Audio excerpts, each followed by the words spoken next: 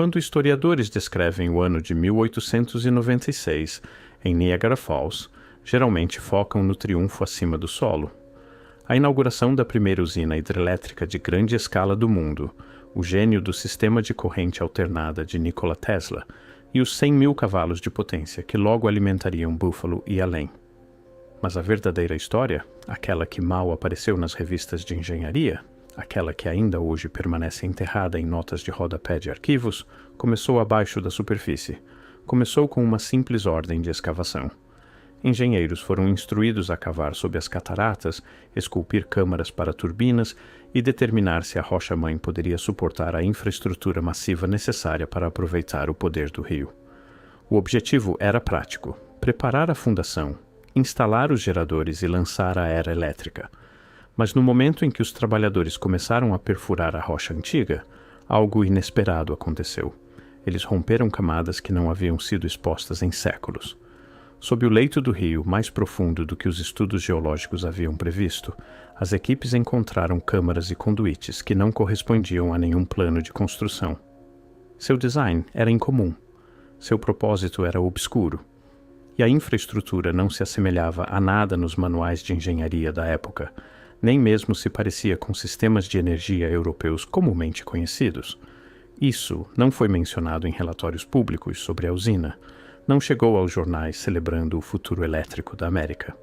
Mas nas notas internas daquele ano, uma frase silenciosa aparece repetidamente. Infraestrutura pré-existente, profundidade inesperada, origem desconhecida. A história oficial, mais tarde, simplificaria tudo isso como túneis de moinhos abandonados, cavernas naturais de calcário ou simplesmente características geológicas mal identificadas. Nada incomum, nada digno de discussão. Mas as fotografias de construção da época, aquelas reveladas em escritórios obscuros enquanto Niagara se preparava para eletrificar o mundo, mostram algo diferente. Mostram trabalhadores ao lado de paredes de túneis cortadas com precisão muito mais limpa do que qualquer broca da época deveria permitir. Passagens revestidas com canais tão uniformes que, mesmo na iluminação precária da fotografia de 1896, a engenharia é inegável. Sistemas de distribuição e caixas de cabos que não se assemelham a nenhuma infraestrutura elétrica conhecida, mas algo mais antigo, mais complexo, mais deliberado. E quanto mais fundo cavavam, mais as camadas paravam de parecer geologia natural e mais pareciam tecnologia que havia sido instalada, operada e deliberadamente enterrada. A princípio, as equipes de construção tentaram categorizar tudo da maneira mais simples possível: velhos túneis de mineração, canais de erosão natural, detritos de tentativas anteriores de aproveitar as cataratas. Mas à medida que a documentação se acumulava e mais câmaras eram descobertas, as inconsistências se multiplicavam. Porque algumas das estruturas subterrâneas foram construídas com capacidade de suporte de carga muito superior a qualquer coisa planejada para a usina? Porque certos conduítes eram moldados em seções modulares, como se produzidos em massa, em vez de esculpidos à mão? Porque algumas passagens se estendiam na escuridão muito além da área de qualquer construção documentada? E a pergunta que perturbava até os engenheiros mais experientes: por que esses sistemas eram tão sofisticados? Niagara Falls, em 1896, era pioneira em distribuição elétrica. No entanto, a infraestrutura sob partes da zona de escavação parecia construída para propósitos que nenhum engenheiro contemporâneo conseguia identificar. Equipes de construção admitiram discretamente entre si que o design e a precisão não se alinhavam com nenhum projeto conhecido, e embora nenhum deles estivesse usando termos como tecnologia perdida, estavam reconhecendo algo igualmente perturbador. Alguém havia construído um sistema de energia ali antes, não obras hidráulicas simples, não moinhos primitivos, algo completamente diferente. À medida que a documentação aumentava, o silêncio também aumentava. Relatórios ficaram mais curtos, descrições tornaram-se vagas, fotografias pararam de mostrar as vistas mais amplas das descobertas. E então as zonas de escavação foram parcialmente preenchidas novamente no final de 1896, cobertas onde necessário para as novas instalações de turbinas, e muito do que foi exposto retornou à escuridão. Apenas fragmentos permanecem, notas, um punhado de fotografias e os testemunhos silenciosos de engenheiros que viram as câmaras antes que algumas delas fossem seladas para sempre. Mas mesmo do que sobrevive, um padrão se torna visível. Infraestrutura avançada demais para qualquer projeto americano documentado. Engenharia precisa demais para a linha do tempo aceita. Métodos de construção que parecem herdados em vez de inventados. Tecnologia que parece pertencer a uma era completamente diferente de construção. Quando as equipes de construção passaram da primeira geologia reconhecível sob Niagara, as expectativas eram simples. Acreditavam que encontrariam rocha-mãe sólida, talvez algumas cavernas naturais formadas por erosão hídrica e restos espalhados de tentativas industriais primitivas. Nada incomum, nada extraordinário. Mas em poucas semanas essa suposição desmoronou porque, em vez de rocha intocada, as equipes descobriram camada após camada de construção pré-existente que não se comportava como infraestrutura abandonada deveria se comportar. A primeira anomalia foi integração. Cada camada, construção conhecida, subníveis desconhecidos, e o que quer que estivesse abaixo, parecia seguir a mesma lógica de distribuição de energia, os mesmos padrões de conduítes, a mesma estrutura de engenharia. Eras diferentes não deveriam fazer isso. Diferentes construtores, diferentes propósitos, décadas diferentes. Eles não constroem em perfeita integração com sistemas que vieram com séculos de diferença. No entanto, sob Niagara, fizeram. Canais de cabos de uma era conectavam-se diretamente a câmaras enterradas metros abaixo deles. Centros de distribuição compartilhavam o mesmo layout geométrico mesmo quando separados pelo que parecia ser gerações. Era como se cada grupo que já construiu neste terreno estivesse explorando uma rede elétrica original, uma que não existe mais em nenhum registro histórico. À medida que os trabalhadores cavavam mais fundo, as camadas ficavam mais estranhas. Sob o calcário e rocha-mãe esperados, começaram a encontrar infraestrutura que não se parecia em nada com a engenharia do século XIX. Conduítes muito maiores, tolerâncias muito mais restritas. Padrões que pareciam matematicamente precisos demais para qualquer linha do tempo documentada da América. Algumas câmaras pareciam quase super-engenheiradas, espaços abobadados com acústica perfeita, fabricados com precisão que não correspondia às capacidades industriais da época. E então veio a descoberta que intrigou até os membros mais conservadores das equipes de engenharia.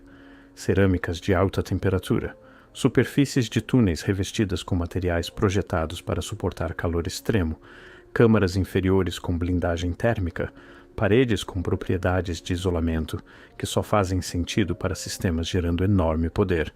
No entanto, não há registro histórico de Niagara ter tido tal geração de energia antes de 1896.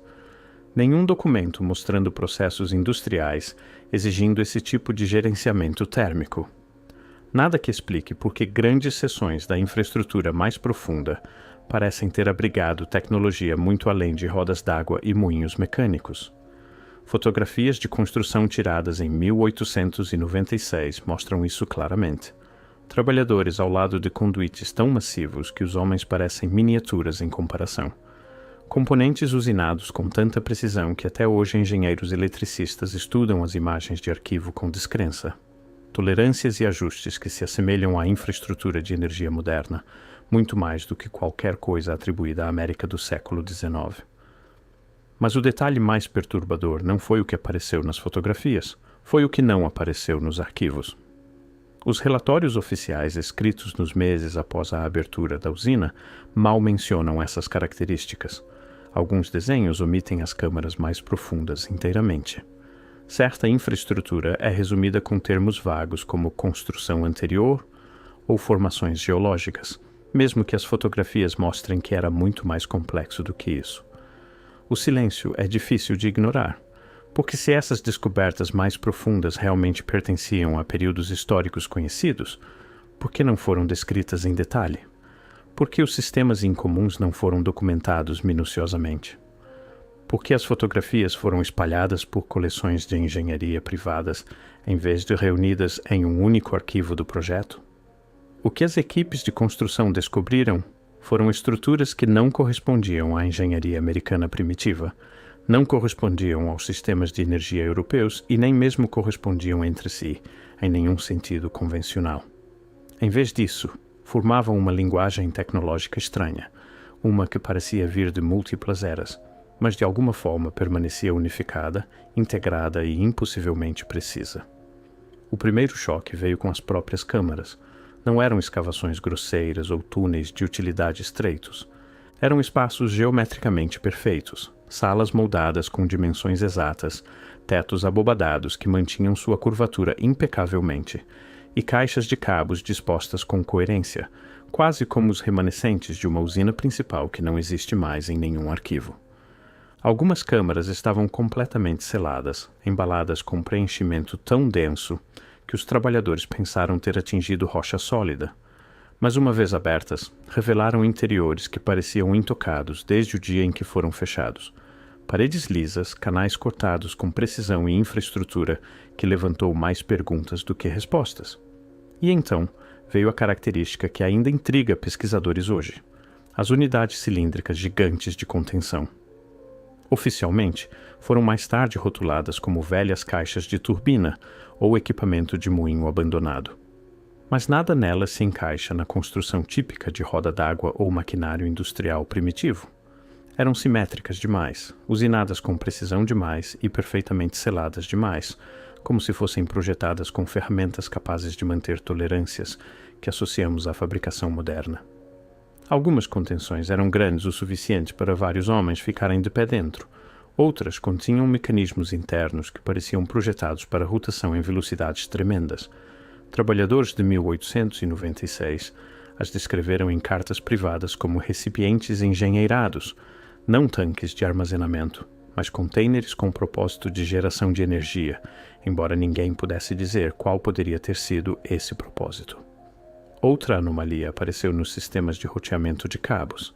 Não eram simplesmente conduítes descansando em pisos de túneis.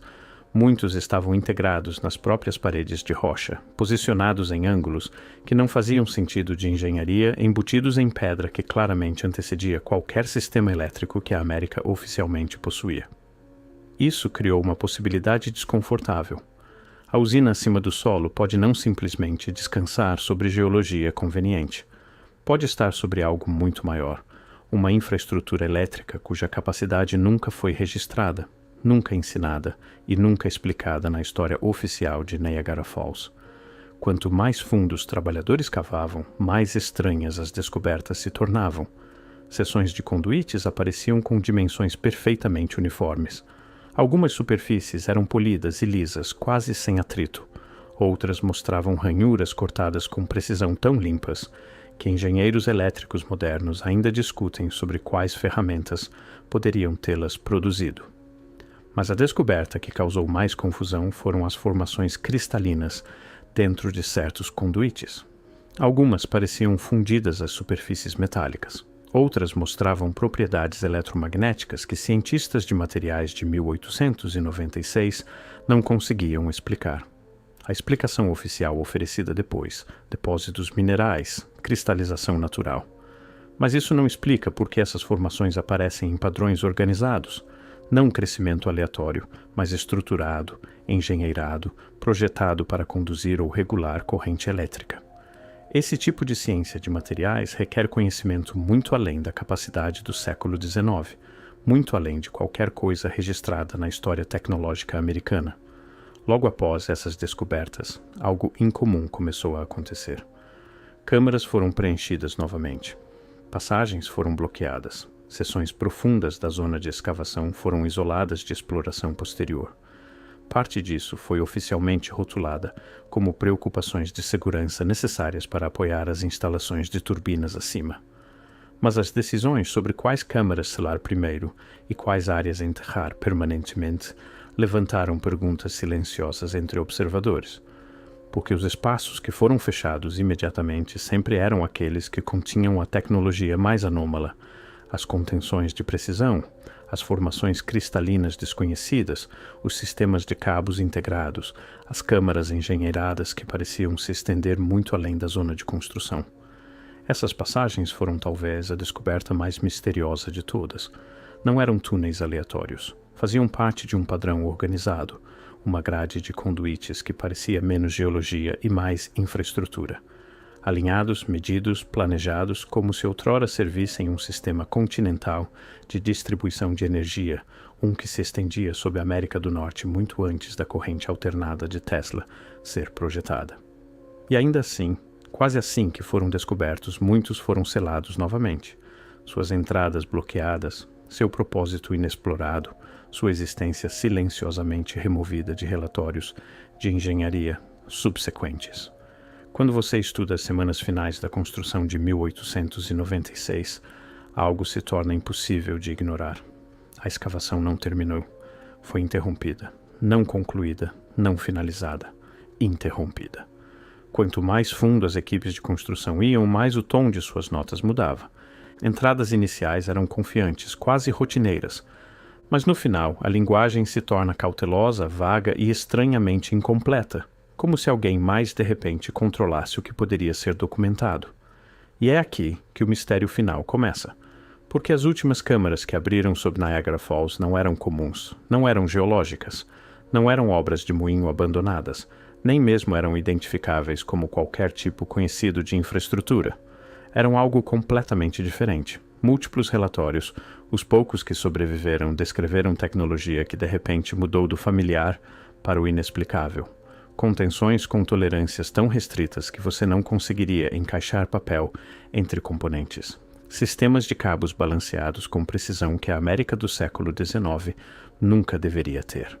Centros de distribuição construídos para lidar com cargas muito maiores do que qualquer coisa que a nova usina geraria, e túneis que se estendiam além da zona de escavação, desaparecendo na escuridão sob o moderno estado de Nova York.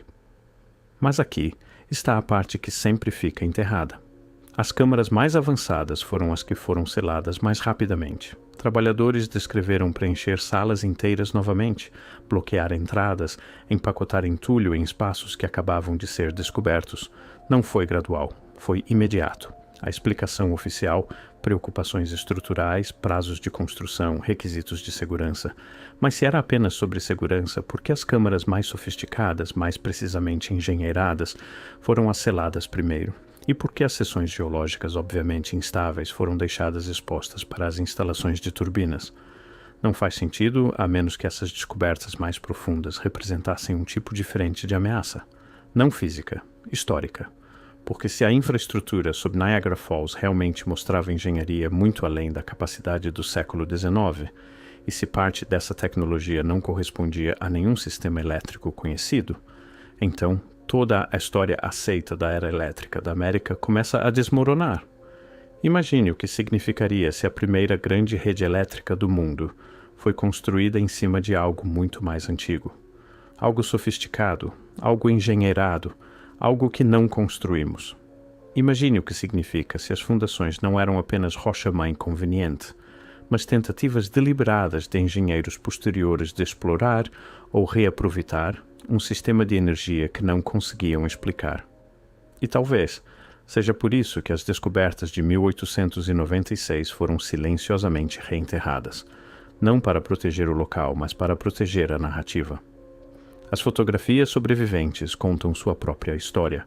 Trabalhadores ao lado de conduítes que parecem quase modernos. Componentes que se assemelham à fabricação de precisão. Sistemas integrados demais para sua suposta idade. Não são o tipo de descobertas que historiadores gostam de explicar. São o tipo de que preferem não falar. E isso nos traz a pergunta final. Uma pergunta que nenhum arquivo, nenhum livro didático, nenhuma publicação oficial jamais respondeu completamente. Porque a evidência mais profunda, a tecnologia mais sofisticada, a infraestrutura mais anômala foi selada novamente? Porque quando você recua, o padrão se torna claro. Os conduítes de precisão foram enterrados. As formações cristalinas foram enterradas. Os sistemas de energia integrados foram enterrados. Os centros de distribuição engenheirados foram enterrados. E até partes do registro fotográfico desapareceram, quase como se a construção tivesse acidentalmente revelado um capítulo da história que não deveria vir à superfície. Um capítulo mais antigo que a era elétrica, mais antigo que a América industrial, mais antigo que a narrativa que nos deram. e por um breve momento em 1896, a Terra se abriu o suficiente para mostrá-lo. Mas em vez de estudá-lo, fecharam novamente. Selaram, preencheram, esqueceram, ou fingiram esquecer. Porque se a usina de Niagara Falls está em cima de tecnologia construída por uma civilização que não reconhecemos mais, então a verdadeira pergunta não é o que foi descoberto em 1896. É o que mais está sob a infraestrutura do mundo. Que outras usinas, que outras represas, que outros desenvolvimentos convenientes deram aos engenheiros tempo suficiente para enterrar o que encontraram abaixo? Os cofres de energia enterrados de 1896 não eram apenas equipamento abandonado de uma era anterior. Eram um vislumbre, um breve vislumbre acidental de uma versão da história que nunca deveríamos ver. E agora esse vislumbre é sua pista, seu mapa, seu convite para questionar tudo o que pensamos saber sobre como nossa rede elétrica foi realmente construída. Porque se isso é o que sobreviveu sob uma usina, imagine o que ainda vibra na escuridão sob o resto. Algo fora de lugar, algo fora do tempo.